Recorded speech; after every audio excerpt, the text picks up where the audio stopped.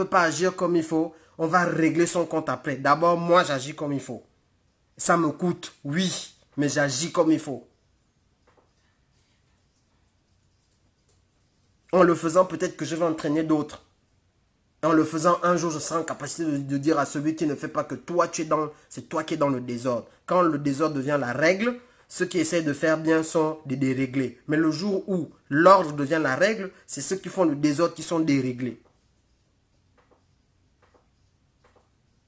Donc, il ne faut pas chercher les raisons. Oui, tu sais, hein, nous, on ne peut rien faire. C'est faux. C'est faux. C'est faux. C'est nous les premiers complices du système. Nous tous. Le jour où tu as accepté que, parce que ton oncle était machin, ta tante est machin, alors tu peux avoir 50 000 immérités, de l'argent détourné. Le jour où tu allais prendre un poste budgétaire, alors que tu n'es qu'étudiant.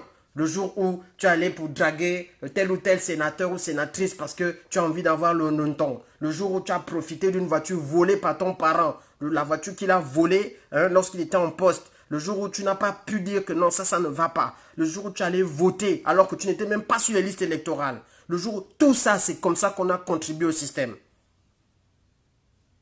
Le jour où, parce que tu es chrétien, on t'a dit qu'il faut maintenant aller soutenir tel pédégiste menteur et minaleur. Ce jour-là. Même pas pédégiste seulement, un homme politique. Parce qu'ils sont tous pareils, les gens-là. La plupart là, ils sont pareils. Je ne suis pas là pour... il faut dire les choses telles qu'elles sont. C'est nous tous. Notre problème vient d'abord de nous-mêmes. Le jour où tu as commencé à parler, moi j'aime pas un tel parce qu'il est pour nous. Oh, j'aime pas un tel parce qu'il est fan. Oh, j'aime pas un tel parce que tu es mienné. Le jour là, tu es devenu un élément à qui le système a donné le tableau d'honneur. On t'a donné le tableau d'honneur le jour là parce que tu as tellement bien compris comment maintenir le système en place à travers le tribalisme que tu as prôné toi-même. Le jour où tu t'es positionné dans un carrefour pour dire que vous là, telle ethnie, vous ne pouvez pas venir faire votre campagne électorale ici. Ici, là, c'est pour notre ethnie. Le jour là. Le jour où tu es venu dire, oui, nous, notre circonscription, on ne peut avoir que des candidats de notre ethnie. Ce jour-là, tu es devenu un gars qui a le tableau d'honneur dans le système Bongo PDG. Ou une femme qui a le tableau d'honneur dans le système Bongo PDG. Le jour où tu as dit, oui, non, c'est une femme. Elle va réussir à faire quoi? Machin. C'est une femme, les femmes sont bêtes. Les femmes sont machin. Ce jour-là. Le jour-là, tu es devenu quelqu'un qui a le tableau d'honneur dans le système PDG. Tu veux que ça change? C'est là d'abord on arrête de coopérer avec ce système dans la tête et dans nos actions. Il ne pourra rien faire tout seul. Le système a besoin de nous. De toi et de moi. Qu'est-ce qui fait le système? Qui fait les crimes rituels? Tu as déjà entendu que c'est les commanditaires des crimes rituels qui font les crimes rituels. Ils sont tranquillement assis chez eux. Pépère. Pendant ce temps, vous égorgez les enfants, c'est vous qui prenez les malédictions, je ne sais même pas comment dire, tout le drame de la situation, tout le côté vraiment tordu, là, je ne sais même pas comment dire, ça vous devenez des inhumains ce jour-là. Lui, il est tranquillement assis chez lui.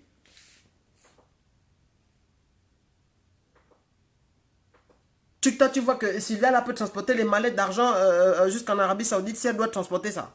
C'est elle qui va porter ça sur sa tête. Elle va d'abord tirer ça comment? Oh, je suis le chauffeur de son excellence. Oh, je suis le soir, la nuit, la nuit. Chauffeur, prends d'abord les trucs que je cache souvent, là, mets dans la voiture, tu vas mettre à la banque. Hein? Maintenant, le chauffeur est content. Il va rentrer au quartier raconter que le chef lui fait tellement confiance qu'il allait déposer l'argent volé à la banque. Voilà. Le jour-là, tableau d'honneur du système. Et nous tous, on est dedans. Je me mets moi-même dedans. Chacun d'entre nous a profité à des niveaux différents. Mais chacun d'entre nous a créé le monstre actuel au Gabon. Il est temps d'y mettre fin. Il ne faut pas aller chercher les raisons ailleurs. Le mensonge ne nous amènera nulle part. On doit se parler les yeux dans les yeux. Vrai, vrai. Vrai, vrai. Moi, je vais seulement prendre le t-shirt. Oh. Après, je vais voter, machin. Oh, je vais seulement... Mais oui, tu es en train d'encourager l'achat des consciences, l'achat des votes. Le jour où tu vas prendre le t-shirt au meeting et que tu vas aller voter sans... Mais tu n'es convaincu de rien. Tu sais bien que le monsieur, il est un voleur. Ou bien la dame là, le politique voleur, menteur. Tu sais bien. Tu prends le t-shirt, tu es là maintenant. Oh, tu applaudis. Il faut voir maintenant la salle. C'est quoi la clim? C'est la clim qui vous manque, hein? Même parfois, c'est dehors. On dirait les boîtes sardines. On est assis dehors comme ça là pour les meetings minales.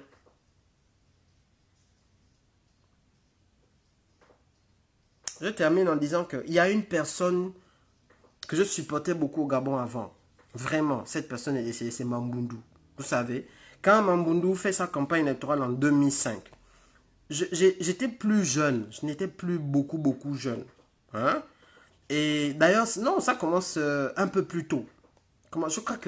Je crois que moi j'ai découvert Mamboundou plus tôt, dans les années 80, fin des années 90. À un moment donné, il passe à la télé et il explique que il a découvert en tant qu'élu à l'Assemblée nationale qu'il y avait le projet d'exploitation du fer de Belinga. Je ne sais pas si vous vous rappelez de ça. Et donc, il dit que quand il a vu ça, Bongo était déjà un peu malade. Je crois que c'était dans les années 2000. Il était déjà un peu malade. Et il dit non, je suis allé voir Bongo. Je lui ai dit que mais tu ne peux pas faire ça. On m'a taxé de, oui, vendu, de machin. Je dis, mais non, mais quand même, Belinga, tu ne peux pas. Tu vas nous détruire la forêt pour exploiter du fer. On n'a pas besoin de ça. Bongo était, je vous assure, c'est passé à la RTG, je me rappelle, parce que j'étais choqué et en même temps, j'étais émerveillé de voir un homme politique gabonais qui essaye de travailler. Parce que les gars là ne bossent pas. C'est des menteurs. Il dit que non, j'ai dit au président que voilà, on a garanti aux exploitants chinois tant d'années d'exploitation sans payer les taxes. On leur a garanti tant de pourcentage dessus. Ce n'est pas possible, monsieur Omar Bongo, ce n'est pas possible. Voilà, c'était en 2003, Shalom me dit 2003. J'étais là, oh, ah, et il avait toujours sa cravate rouge là. J'ai dit, voilà quelqu'un qui épluche ses dossiers. Et il a accepté au nom de l'intérêt supérieur de la nation. C'est le jour-là j'ai compris le mot là. L'intérêt supérieur de la nation. Au nom de l'intérêt supérieur de la nation, tu acceptes même qu'on te traite de voyou, de vendu, de corrompu. Alors que ton combat, tous les jours, Bongo essaie de te tuer depuis longtemps. Mais tu te dis que là, je ne laisse pas passer. Ça ne passe pas. J'agis. Après, les générations futures, si elles sont intelligentes, elles me remercieront. Le projet de loi a été passé à l'Assemblée nationale. Les députés avaient voté. Et c'est à cause de cette discussion entre Omar Bongo et Mamboundou que jusqu'à aujourd'hui, la Chine n'a jamais avalé la couleuvre là. D'ailleurs, ils ont à un moment donné porté le contentieux auprès des instances internationales, puisque Bongo a arrêté le début d'exploitation du gisement de fer. Et à partir de là, ils se sont plaints. Je ne sais même pas si ça a été relancé par Ali, vu comment leur truc l'a été même déjà en 2009 là. Vous voyez, ce jour-là, j'ai compris que parfois, et c'est la même chose que j'ai vu quand j'ai vu Marc Onaï-Sangui. Parce que après, les gens ils te connaissent même pas. Ils viennent t'embrouiller. Vous savez, à un moment donné, quand vous réfléchissez citoyen gabonais, il faut un peu dépasser les considérations ethniques. Il faut regarder quelqu'un qui s'est engagé pour quelque chose. Ça ne veut pas dire que c'est imparfait. Vous cherchez les saints. Vous n'aurez pas de saints parce que vous-même, vous n'êtes pas saint. Ça ne veut pas forcément dire qu'il n'y a pas des choses qu'on peut reprocher à Mamboundou. Ça ne veut pas dire qu'il n'y a pas des choses... Moi, Mamboundou, c'est le seul homme politique, si j'avais voté un jour à une élection présidentielle, c'est le seul homme politique pour lequel j'aurais voté lorsqu'il s'est présenté aux élections. Le seul, ça aurait été Mamboundou. Parce que j'ai vu ça, j'ai dit que voilà quelqu'un. Quand j'ai aussi vu Marc Onaï-Sangui qui défendait les arbres au Gabon, quelqu'un qu'on considère comme faible, hein, extropié, malade, pendant ce temps, les gens bien portants étaient tranquillement en train de vaquer leurs occupations. On devait nous faire ça dur. Jusqu'à un mot. On parle de fan de quoi. Il faut arrêter avec vos conneries. À un moment donné, il y a juste des gens qui participent au système et d'autres qui ne participent pas. Un mot, fan, que vous avez défendu plus tard. Parce que moi, je n'ai jamais donné comment on va dire, ma voix, ni même mon intellect à Amo. Pourquoi? Parce que quand j'ai lu sa trajectoire, je me suis dit, passe ta route. Ceux qui vont t'aimer, ils vont t'aimer. Ceux qui vont t'aimer, vont t'aimer. Mais je vois que quelqu'un qui défend l'écologie au Gabon, qui se bat avec ses petits moyens. Il devait aller recevoir le prix Al Gore. Attends, c'est qui? C'est Al Gore, hein? Oui, c'est ça. Le prix qu'il a reçu là pour l'écologie là. Il devait aller recevoir ça. Amo l'a arrêté, je crois quelques jours avant, il était ministre de l'Intérieur. Ils l'ont jeté en prison sans son fauteuil. Il rampait par terre dans la prison centrale de Libreville. Quand je vois ça, je dis, oh, hein, une personne qu'on juge faible, handicapée, qui n'a pas ses moyens. Et après, aujourd'hui, les gens vont nous parler de oui, le tribalisme, oui. Non, il y a juste un truc aujourd'hui, c'est qu'il y a des gens qui défendent leurs intérêts au Gabon et qui instrumentalisent tout. C'est un peu comme les djihadistes. Hein, tu prends la religion, tu mets en haut alors que tu as des intérêts économiques et politiques à défendre. Tu prends la religion, maintenant c'est ça que tu vas utiliser. C'est comme ça. Oh non, moi, repli identitaire. Quel repli identitaire? Les gens se marient entre eux, toi tu sors d'où?